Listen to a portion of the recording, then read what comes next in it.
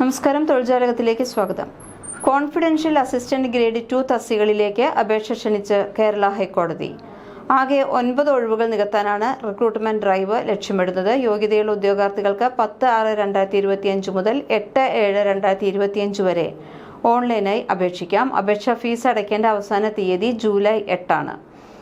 Offline mode വഴി അപേക്ഷാ fees July 11 മുതൽ ജൂലൈ 18 വരെ അപേക്ഷിക്കാവുന്നതാണ്. തിരഞ്ഞെടുക്കപ്പെടുന്നവർക്ക് പ്രതിമാസം 37,400 രൂപ മുതൽ 79,000 രൂപ വരെ ശമ്പളം ലഭിക്കും. പട്ടികജാതി പട്ടികവർഗ വിഭാഗങ്ങളിൽപ്പെട്ട ആൾക്കാർക്ക് 2/1/1984 1/1/2007 ഇടയിൽ ജനിച്ചവർക്ക് അപേക്ഷിക്കാം. 2/1/1986 1/1/2007 ഇടയിൽ ജനിച്ച മറ്റ് പിന്നാക്ക വിഭാഗങ്ങളിൽപ്പെട്ടവർക്കും പ്രസ്തുത തസ്തികയിലേക്ക് അപേക്ഷിക്കാവുന്നതാണ്. കേരളത്തിലെ ഏതെങ്കിലും സർവകലാശാലകൾ നൽകുന്നതോ അംഗീകരിച്ചതോ ആയ ഏതെങ്കിലും വിഷയത്തിൽ ബിരുദമുള്ളവരാണ് അപേക്ഷിക്കേണ്ടത്. ടൈപ്പ് റൈറ്റിംഗിൽ English, KGTE higher, shorthand English, KGTE IIHR അല്ലെങ്കിൽ തത്തുല്യ യോഗ്യത ഉണ്ടായിരിക്കണം. 500 രൂപയാണ് അപേക്ഷാ ഫീസ്. SC, ST, PWD ഉദ്യോഗാർത്ഥികൾക്ക് അപേക്ഷാ ഫീസ് ഇല്ല. Debit card, credit card, net banking വഴി അപേക്ഷ അയക്കാവുന്നതാണ്. ഡിക്റ്റേഷൻ ടെസ്റ്റിൻ്റെയും അഭിമുഖത്തിൻ്റെയും അടിസ്ഥാനത്തിലായിരിക്കും തെരഞ്ഞെടുപ്പ്. ഡിക്റ്റേഷൻ ടെസ്റ്റിനും അഭിമുഖത്തിനും പരമാവധി മാർക്ക് യഥാക്രമം 100ഉം 10ഉമാണ്. നിയമനത്തിന് യോഗ്യത നേടുന്നതിന് ബന്ധപ്പെട്ട ഉദ്യോഗാർത്ഥി ഡിക്റ്റേഷൻ ടെസ്റ്റിലും അഭിമുഖത്തിലും കുറഞ്ഞത് 50% മാർക്ക് നേടിയിരിക്കണം.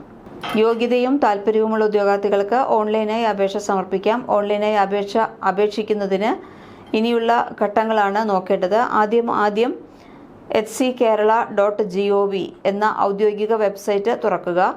റിക്രൂട്ട്മെന്റ് കരിയർ പരസ്യ മെനു എന്നതിൽ നിന്ന് കോൺഫിഡൻഷ്യൽ അസിസ്റ്റന്റ് ഗ്രേഡ് 2 ജോലി അറിയിപ്പ് കണ്ടെത്തി അതിൽ ക്ലിക്ക് ചെയ്യേണ്ടതാണ്.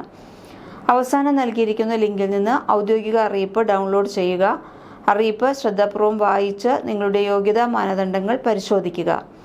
അതിനുശേഷം ഔദ്യോഗിക ഓൺലൈൻ അപേക്ഷ രജിസ്ട്രേഷൻ ലിങ്ക് സന്ദർശിക്കുക. തെറ്റുകൾ കൂടാതെ ആവശ്യമായ വിശദാംശങ്ങൾ ശരിയായി പൂരിപ്പിക്കുക.